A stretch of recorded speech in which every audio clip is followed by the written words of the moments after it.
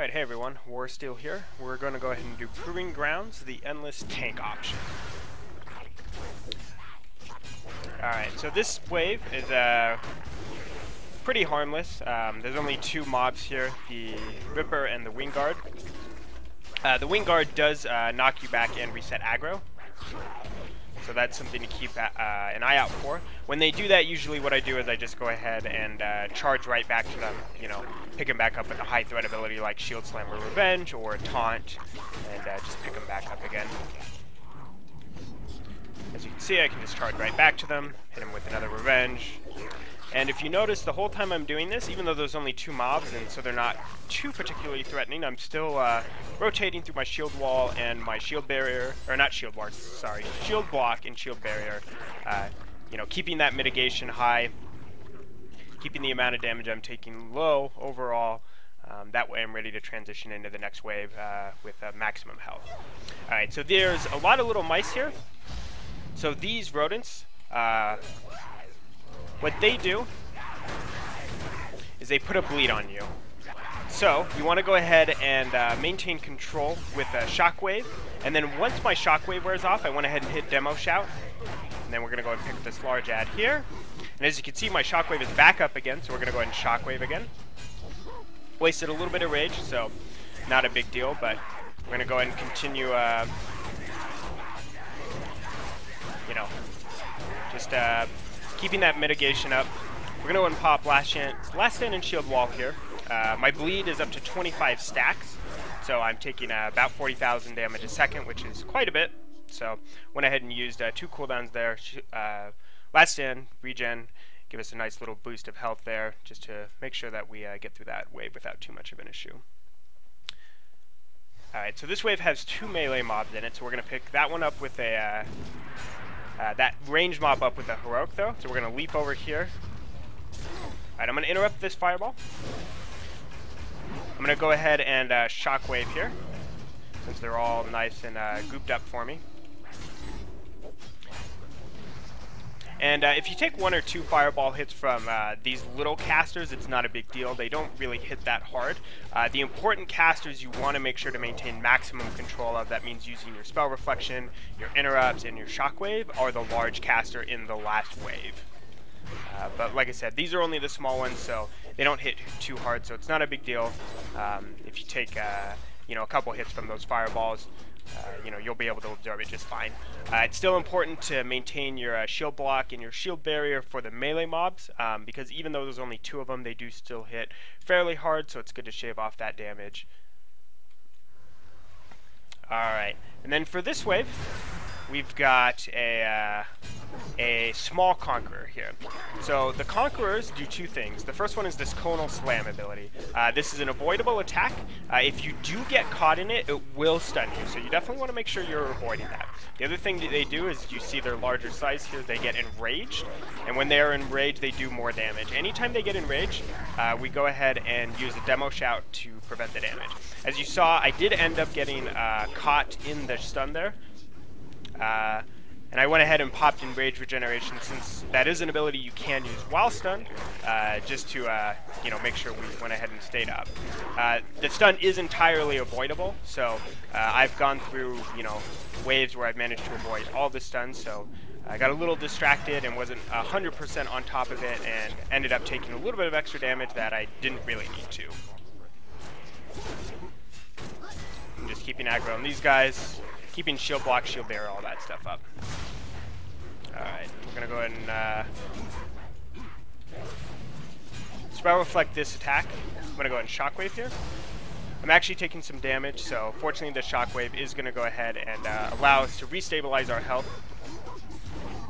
Now, one thing to keep in mind in these endless waves is that the way the shield works, or the healing works, sorry, not the shield. The way the healing works is it's a constant hot heal over time ability for 62,000. So, what this means is if you're able to do some kiting or stunning, like with an ability like Shockwave, you know, if you can get like 2 ticks off, you're going to heal a good chunk of your health.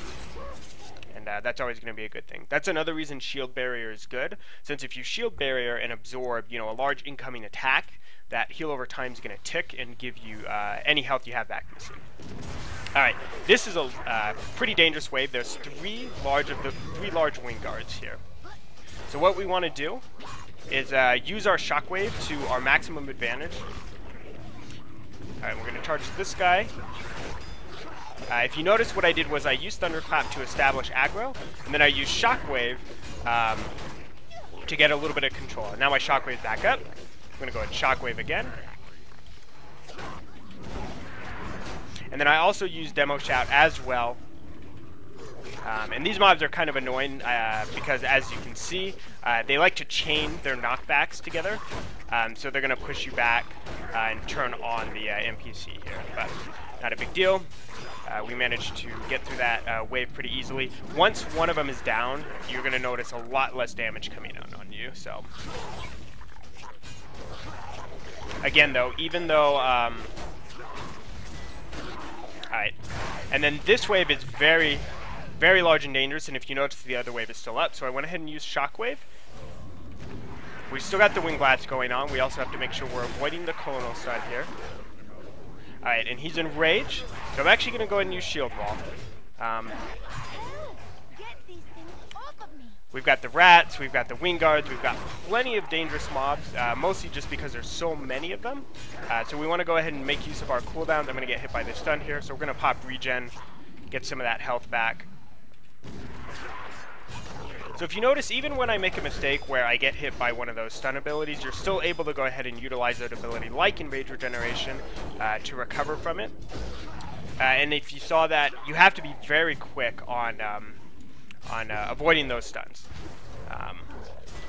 And if you get caught in a stun at the wrong time, for example, if I gotten caught in a stun when there was all those mobs there, and I didn't have any of my defensive cooldowns up, I definitely would have been in a lot of trouble and may have ended up failing the wave.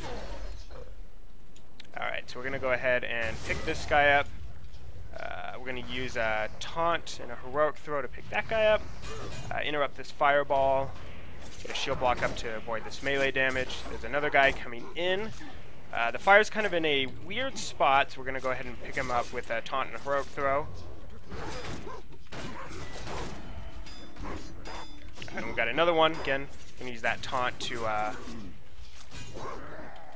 just pick these mobs up. Tank them over here. That way we don't have to worry about the fire that was up. Now it's gone, though, so we can go ahead and just move back to the center of the room. Again, keeping our shield barriers, shield blocks, all that good stuff active to mitigate our damage.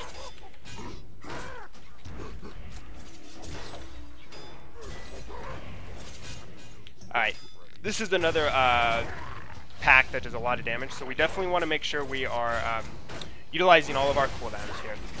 So I'm going to go and Demo Shout, and they also do the knockback effect as well.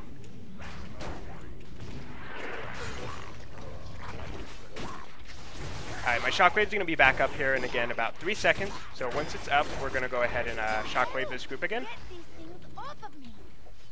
And if you don't hit quite all of the mobs, so like say, out of this pack I got, 4 or 5 of them, that's definitely going to be a lot better than, spending forever trying to line it up and ending up to taking a lot of damage in the process. So, don't be afraid to fire off those shockwaves, and the more you play with it, the more practice you'll get, so the better off you're going to be at hitting those shockwaves. Another thing to note is, see how the NPC did take a little bit of damage there? That's not a big deal. She has 675,000 health, so she can take a couple hits. Alright, now this is what I was talking about. These are the large casters, so they do not cast Fireball, they cast Pyroblast. So it's very important, one, that you dodge the stun from the large mob, and you also make sure you maintain control on these Pyroblasts. So you can do that,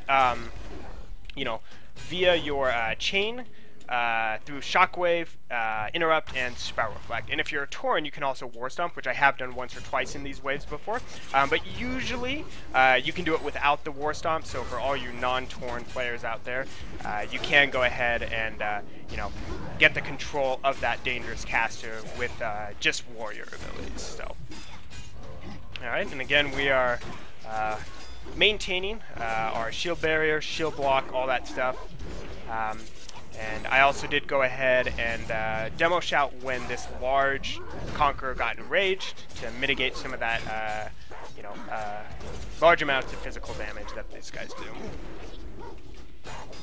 Got about 10 seconds left to kill this guy, so it looks like we're going to actually go ahead and clear this wave with all the mobs down. And those are all the waves, guys, so what'll happen is this will reset. You're going to see the exact same 10 waves again, and you just have to do that 30 times to get the achievement. I actually really like this a lot. It's really nice that there is a kind of a challenging piece of solo content for players to do. Something besides like just soloing old content, which is kind of cool, but it's not very something difficult for you to do. You get a cool title and some bragging rights, being able to say that you managed to get past wave 30. So thanks for watching, guys, and I will catch all of you later.